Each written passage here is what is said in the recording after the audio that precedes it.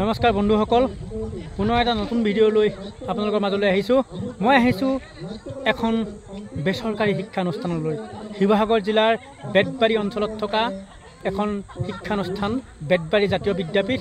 এই বিদ্যাপীঠৰ সমূহ শিক্ষাগুৰুৰ নিমন্ত্ৰণ ক্ৰমে এই বিদ্যালয়ত উপস্থিত হৈছোঁ। এটা সুন্দৰ অনুষ্ঠানত মই আপোনালোকক দেখুৱাই যাম যে এই বিদ্যালয়খনত আজিৰ দিনটোত কি অনুষ্ঠান হৈছে আৰু কিয় নিমন্ত্ৰণ কৰা হৈছে, আমাক সকলোখিনি দৃশ্য দেখুৱাই যাম। মই দেখুৱাইছোঁ বেতবাৰী জাতীয় বিদ্যালয়ৰ পতাকা উৰি আছে আৰু এইখন বিদ্যালয় মই দেখুৱাইছোঁ। এইখন বেতবাৰী জাতীয় বিদ্যাপীঠ। এই বিদ্যালয়ৰ আজি 49তম প্ৰতিষ্ঠা দিৱস আৰু এই প্ৰতিষ্ঠা দিৱসৰ সংগতি ৰাখি ইয়াত এখন আলোচনী উন্মোচন কৰা হ'ব। মই সেই ঘৰে আমাক নতৰে, ঘৰ ভাল হ'লে টকা পইচা বেছি হ'লে ল'ৰা ছোৱালী বেয়াহে হয়। গতিকে আমি ল'ৰা ছোৱালীৰ অভাৱ অনাটনটো জানিব লাগে।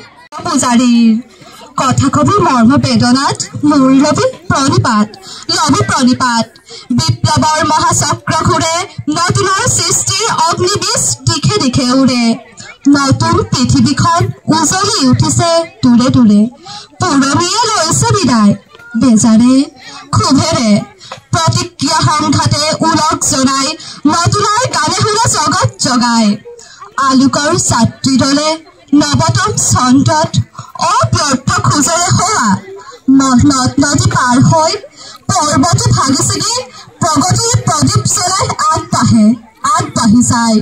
হে নতুন নমস্কাৰ, ৰূপান্তৰে তোৰ সোণ পোহৰ বাট, হেৰৌ বিশ্ববিজয়ী ৰূপকাৰ। তোৰ অৰুণ হাঁহিৰ জুই কালে কালে ভৱনে ভৱনে পাৰ কৰে নিখিল জাতিষ্কাৰ। তোৰ সুৰত বিজুলী বৈ শিল্পীৰ তেজ হৈ, হেৰৌ মৃতময়ী সত্য তই, হেৰৌ তোৰ নিবাৰ সনাতন বন্ধু নমস্কাৰ। আজি আবৃত্তি কৰিবলৈ লৈছো কবিতাটি কবি ভৱেন্দ্ৰনাথ শইকীয়াদেৱৰ ৰচিত কবিতা গছ ভাল পোৱাৰ ককাৰ খন।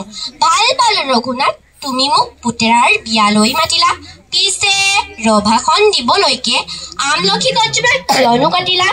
আলহী অতিথি যাব ৰভা নাই।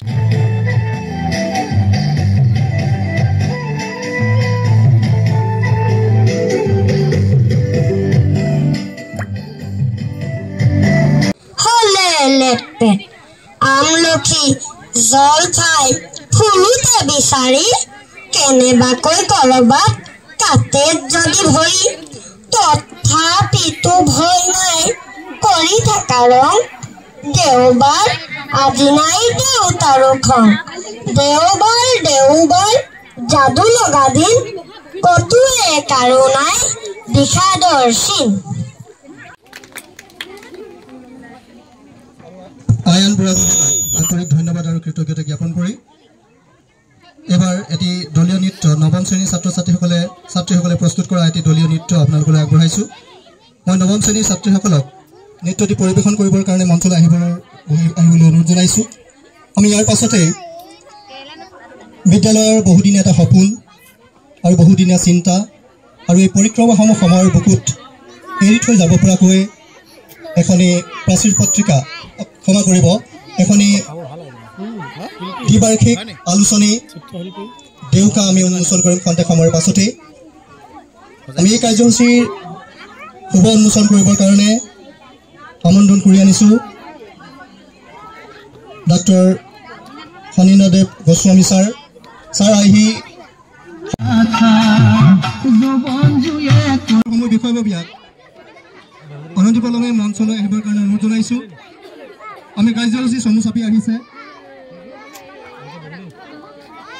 গ্ৰন্থ উন্মোচনীৰ পাছতেই চিত্ৰকথা সভাৰ সমূহ বিষয়ববীয়াক মই মঞ্চলৈ আহিবৰ কাৰণে অনুৰোধ জনাইছোঁ। ছাত্ৰ একতা সভাৰ সমূহ বিষয়ববীয়াক আমি মঞ্চলৈ আহিবৰ কাৰণে অনুৰোধ জনাইছোঁ।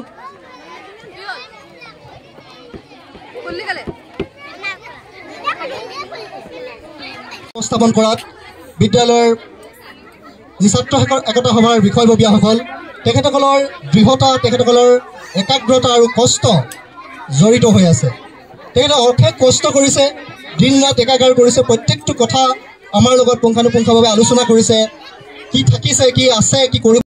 আৰু এই আজি দ্বিবাৰ্ষিক যিখন আলোচনী দেউগাৰ এটা উষ্ম হাততালি দিয়ক। আইতাক আমি আশীৰ্বাদ দিব পৰা ধৃষ্টতা আমাৰ নাই। আইতাই আমাক আশীষ প্ৰদান কৰিব। আমি ঈশ্বৰৰ ওচৰত প্ৰাৰ্থনা কৰিছোঁ, আইতা এনেকৈ তজবজীয়া হৈ থাকক, এনেকৈ নাতি নাতিনীসকলক আশীৰ্বাদ দি থাকক, সমাজখন সমৃদ্ধ হৈ থাকিব পৰাকৈ। আমি এই যিটো অনুষ্ঠান মোৰ লগত আহিছে মোৰ ভাতৃপ্ৰতিম সতীৰ্থ যদু আহিছে। যদুমণি, কেনেকুৱা লাগিছে প্ৰৱেশ? নিশ্চয় খুব সুন্দৰ ইয়াতে অনুষ্ঠান আয়োজন কৰিছে। তেওঁলোকৰ যি প্ৰতিষ্ঠা দিৱস আছে এই প্ৰতিষ্ঠা দিৱসভাগি তেওঁলোকে সুন্দৰকৈ আয়োজন কৰিছে। আৰু ইয়াত যিহেতু এতিয়া ভোগালী বিহুৰ বতৰ, এই ভোগালী বিহুৰ বতৰত তেওঁলোকে ইয়াতে এটা মেজি সংস্থাপন কৰিছে। হয়তো ইয়াতে মেজিহে তেওঁলোকে পৰ্যটন কৰিব তেনেকুৱা ধৰণৰ কাৰ্যসূচী আছে। আৰু দেখিছে বহুকেইজন গণ্যমান্য ব্যক্তি এই অনুষ্ঠানটোত অংশগ্ৰহণ কৰিছে। আৰু ছাত্ৰ ছাত্ৰীসকলে তেওঁলোকৰ যিখিনি সাংস্কৃতিক অনুষ্ঠান আৰু খুব সুন্দৰকৈ তেওঁলোকে সাংস্কৃতিক নৃত্য গীতকে আদি বিভিন্ন ধৰণৰ সাংস্কৃতিক অনুষ্ঠান পৰিৱেশন কৰিছে আৰু দৰ্শকসকল যথেষ্ট আপ্লুত হৈছে। আমি চাম, আচলতে আৰু অনুষ্ঠান আছে। আমি সোমাই আহিছোঁ।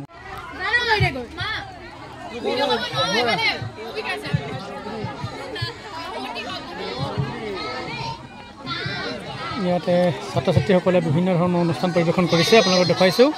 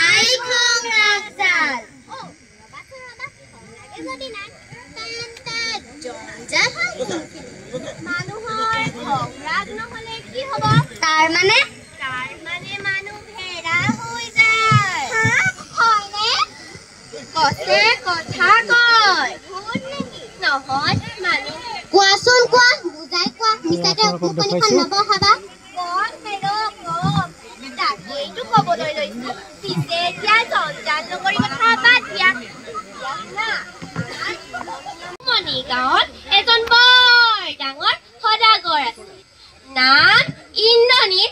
ধনে ধানে নমস্কাৰ।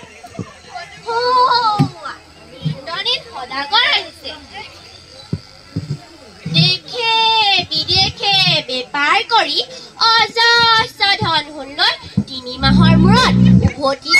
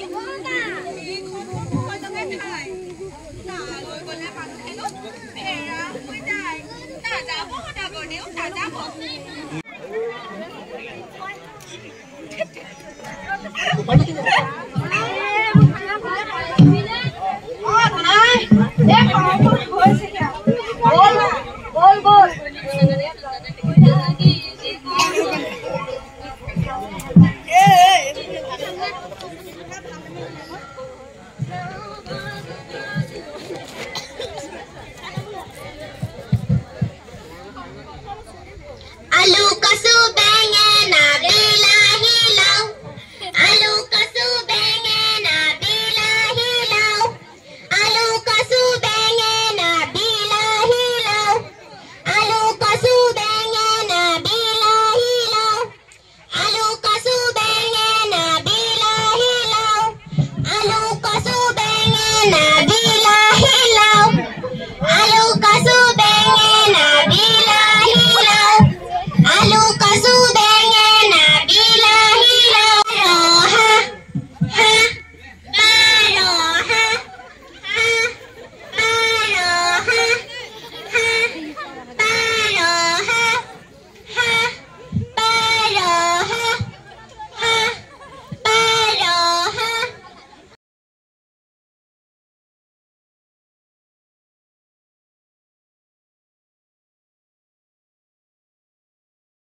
পৃথিৱীত ঠিক তেনেকৈ আজিৰ যুগটো হৈছে ইণ্টাৰনেটৰ যুগ গতিকে এনেকুৱা ধৰণৰ সময়ত আজিৰ যিখিনি অনুষ্ঠান প্ৰতিটো অনুষ্ঠান অকণ অংকুৰ মুকুলৰ পৰা আৰম্ভ কৰি 9-10লৈকে যিখিনি অনুষ্ঠান মই অনুভৱ কৰিলোঁ দেখিলোঁ হৃদয়ংগম কৰিলোঁ সেই অনুষ্ঠানবোৰ আমি এই বেতবাৰী জাতীয় বিদ্যাপীঠৰ নামত ইণ্টাৰনেটত সংৰক্ষণ কৰক ভৱিষ্যতে এইসকল যেতিয়া নাতিনী হ'ব আৰু তেতিয়া সেই নাতিনীক আইতাহঁতে দেখুৱাব সেই সময়ৰ আইতাৰ কথা কৈছোঁ যে যিটো সেই আইতাসকলে তেতিয়া অনুভৱ কৰিব যে চোৱা নাতি মই এটা সময়ত কেনেকৈ নাচিছিলোঁ আৰু তুমিও নাচিব লাগিব গতিকে অলপ আগতে কৈছে যে আমি জাতীয় চেতনা জাতীয় যিখিনি বস্তু সেইখিনিক লৈ আমি আগবাঢ়িব লাগে আজি সুন্দৰ আজি প্ৰদৰ্শন হৈছে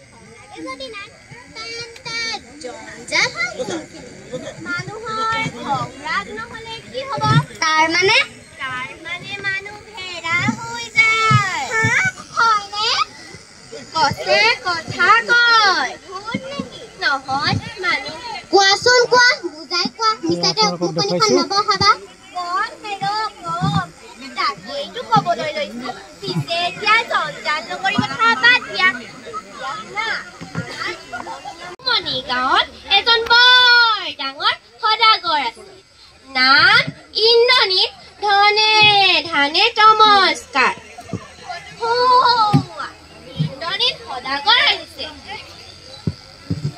দেশে বিদেশে বেপাৰ কৰি অজস্ৰ ধন সোণ 3 মাহৰ মূৰত উভতি